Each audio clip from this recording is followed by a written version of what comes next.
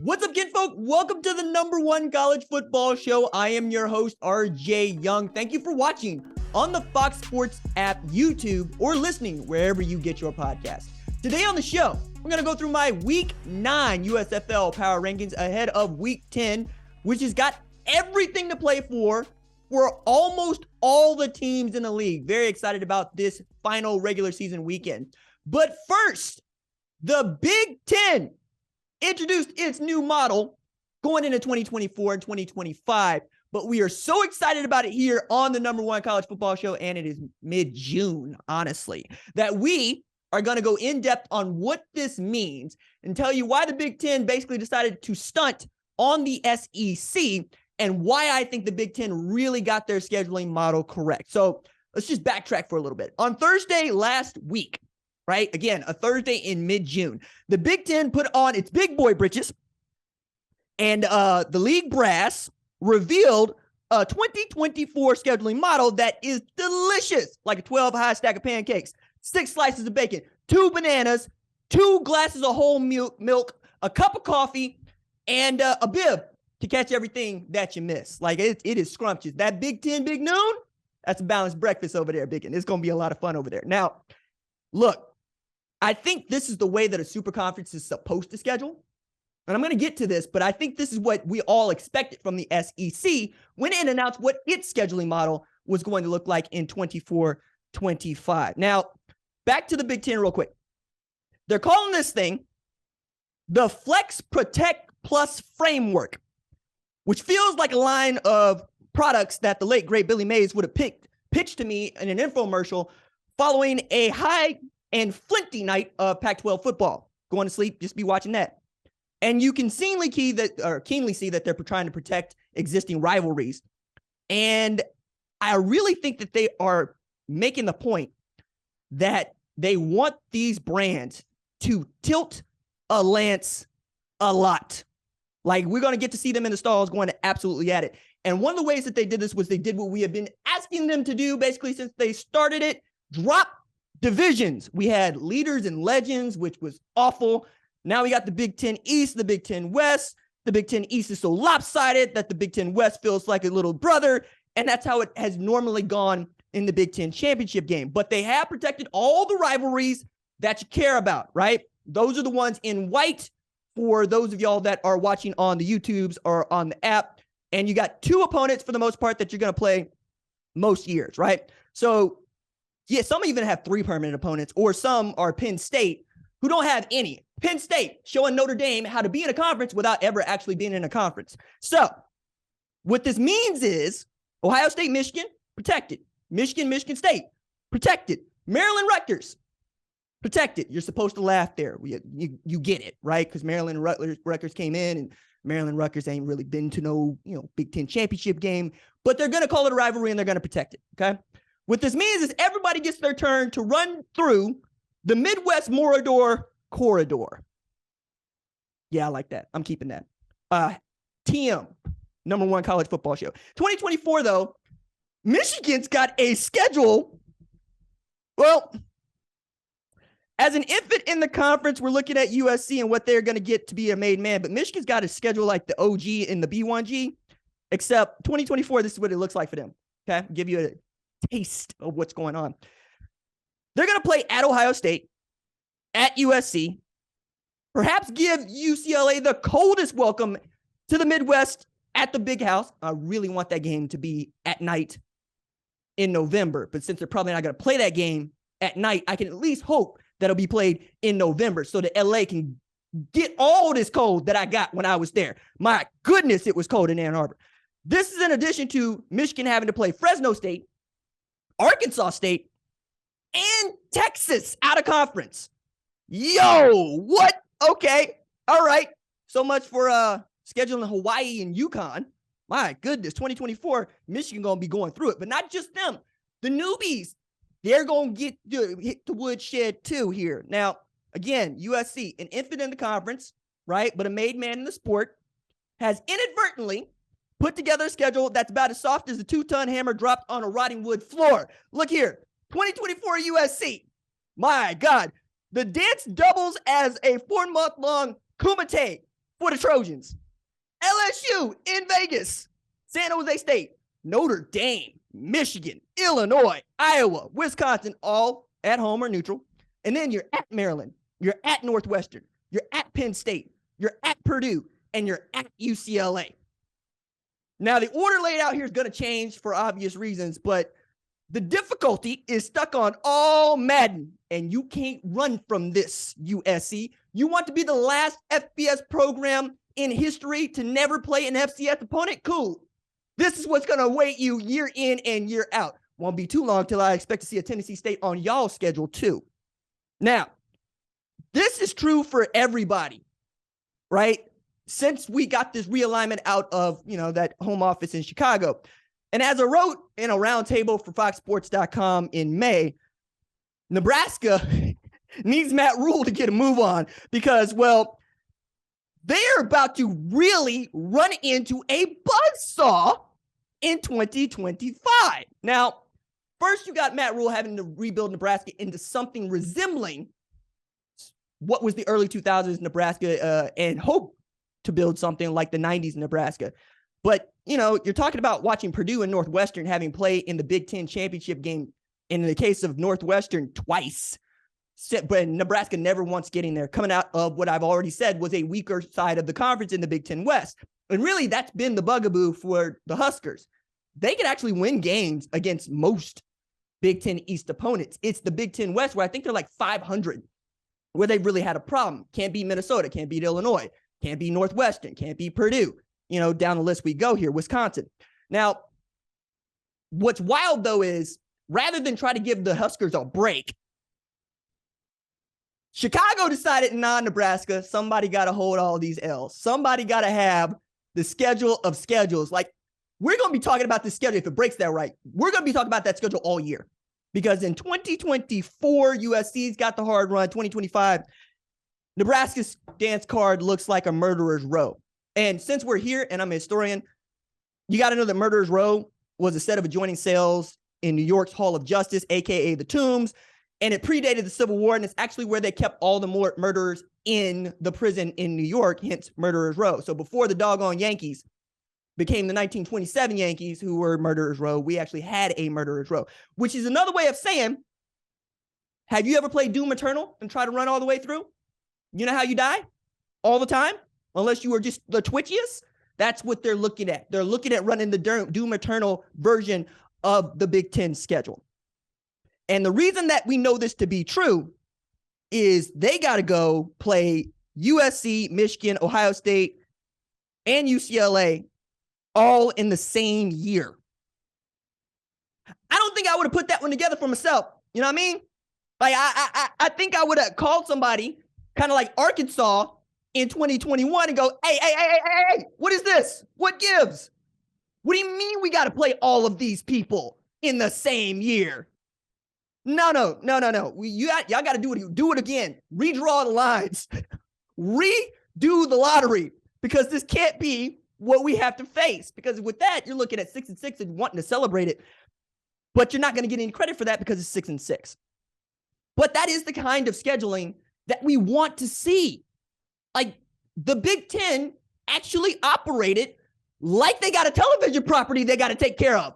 Like, they got to have casuals watching the teams play to get people involved. Like, it almost matters that you want to see not just Michigan, Ohio State, but Michigan, UCLA, Ohio State, and USC. You want to see if USC can go up to Madison, Wisconsin in November and hold their own. Cool. You want to see, how does the travel affect USC going to Rutgers? I mean, goodness me. USC versus Rutgers is going to be a game you watch, and I'm going to call it Tupac versus Biggie. I'm going to call it Tupac versus Biggie because California love, Tupac Shakur, RIP, but also because Rutgers might as well be Biggie Smalls. And for those of y'all that want to give me the guff about him and his iceberg sweater, let me remind you, Biggie is from Bed-Stuy and went to private school. 41 miles away from New Brunswick. He Rutgers, okay? He Rutgers. If Syracuse was in the Big Ten, he'd be Syracuse. Don't try to give me no Biggie gutter than that. Nah, I don't care what his lyrics is like, okay? That dude went to private school, grew up in Bed-Stuy, grew up 41 miles away from New Brunswick. That dude closer to being from Staten Island than he is from Brooklyn. You hear what I'm saying? Certainly not Brownsville. Hello. So we get that. Meanwhile, we got to look at the SEC. And we got to go, what do you mean you're only playing 8 conference games a year instead of 9? The Big 12 plays 9, Pac-12 plays 9, Big 10 plays 9. Y'all want to play 8. Not only that, they're trying to say, hey, we've already said that they have to play one Power 5 team out of conference. Yeah, well, that just means the SEC, y'all gonna try to schedule Vandy twice and act like they ain't SEC. That's what that means. Don't nobody want to see y'all beat up on no Savannah State, no Mercer. Don't nobody want to see y'all play Tennessee Tech, Tennessee Martin. About Georgia beating the pants off of Jacksonville State, which is just outside of Birmingham, to let y'all know what's really good. Look, the SEC is going to welcome the inclusion of Oklahoma and Texas by not doing a damn thing to make their league more exciting. Okay? That's the point here. And as I wrote last week at foxsports.com, the SEC looks like a conference just smart enough to request a fake ID and ask for a receipt with this, okay? Wanted us to look at them like they crazy. Look, I don't care about your legion of fans playing against crappy 6-6 teams or trying to get to 5-7 so you can get a bowl game with a good APR score, okay? I'm looking at nose-to-nose Vanderbilt here going, what?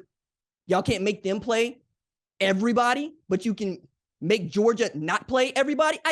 You're telling me that you're going to see your best 2 teams in the SEC championship game. Cool. You're telling me that the last game was 65-7. Cool. If you have the best conference in football, don't you think we would like to see you play each other?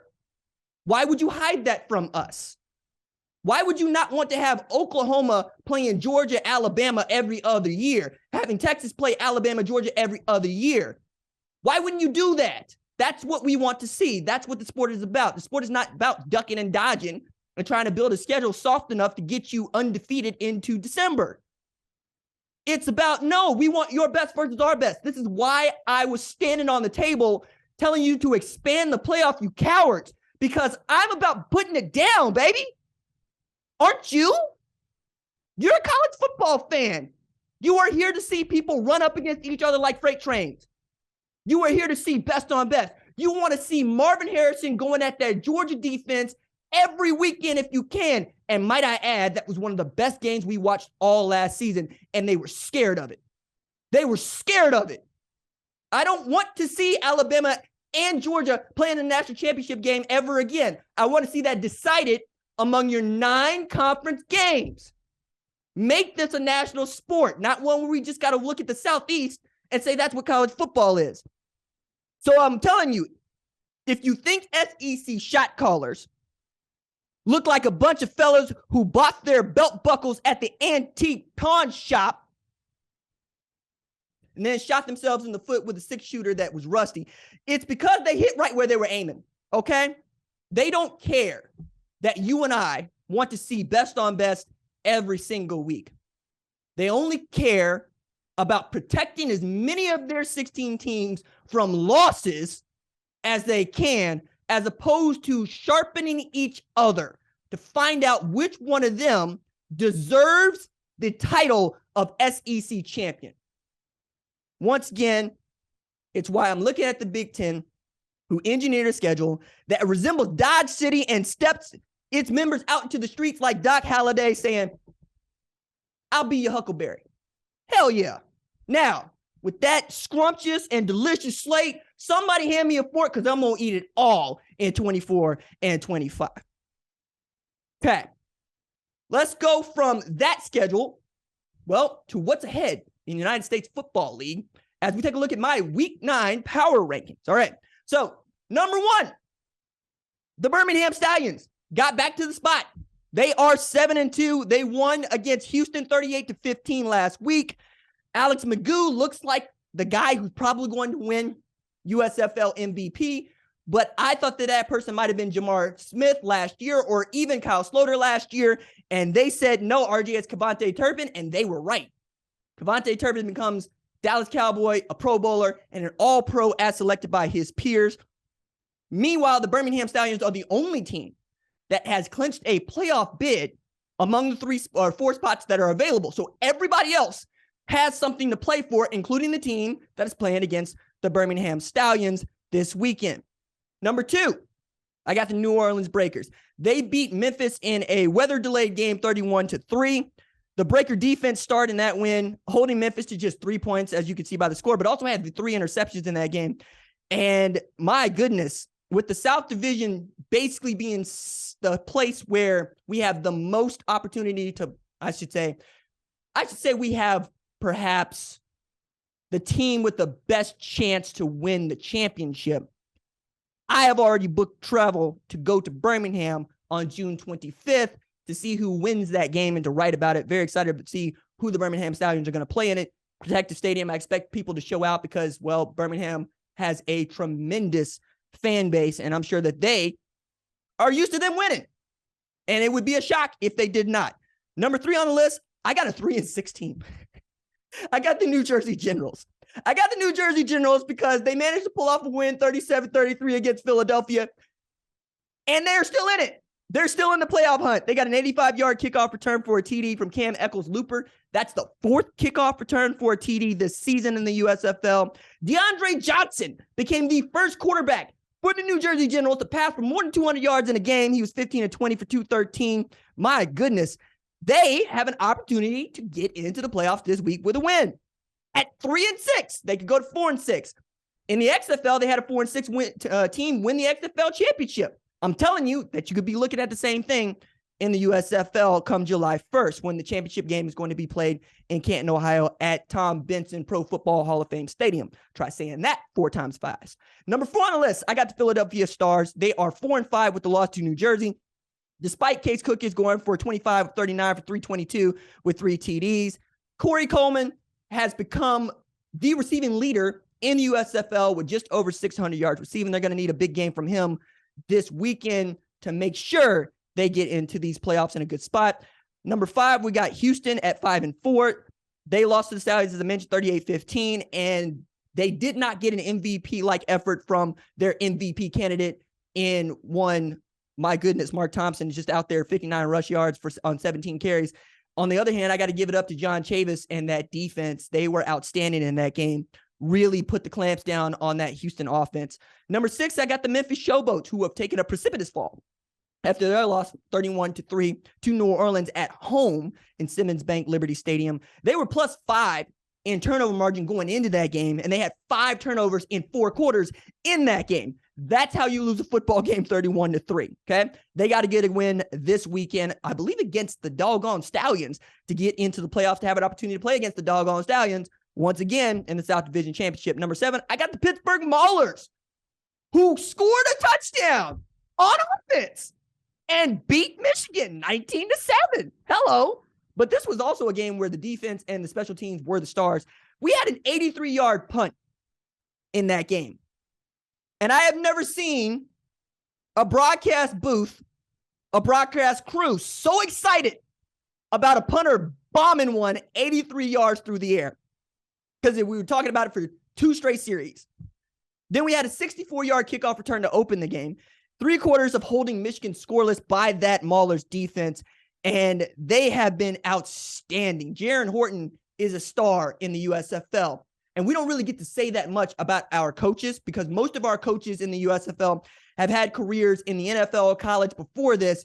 Jaron Horton is really making his mark as a young guy in his second year as defense coordinator for the Maulers. This year, coaching for his dad, Ray Horton Jr., big part of why Ray Horton wanted to be head coach of the Pittsburgh Maulers, and they have an opportunity to make the playoffs after really being a cellar dweller for most of the season. And then number 8, I have the Michigan Panthers at 3-6. They took the loss to Pittsburgh with a chance to take out the Maulers in the playoff race and take control of the North Division. No, they could muster just 245 yards, and quarterback Josh Love threw 4 interceptions and made a win just unlikely. So they are also playing for their playoff lives this Saturday. That means both Saturday and Sunday are games, have 4 games that you need to watch to see just who the 4 teams remaining in the tournament are going to be. All right. That is going to do it for this episode of the number one college football show. My thanks as always to our lead producer, Tyler Wojak. Our senior producer is Catherine Donnelly. Our director is Gabe Sable. Our production assistant is Kiara Santana. Our social media maven is Javion Duncan. Our leads of screening are Jack Coakley and Torrin Westfall. I'm the host, RJ. We will see y'all on Friday. Deuces.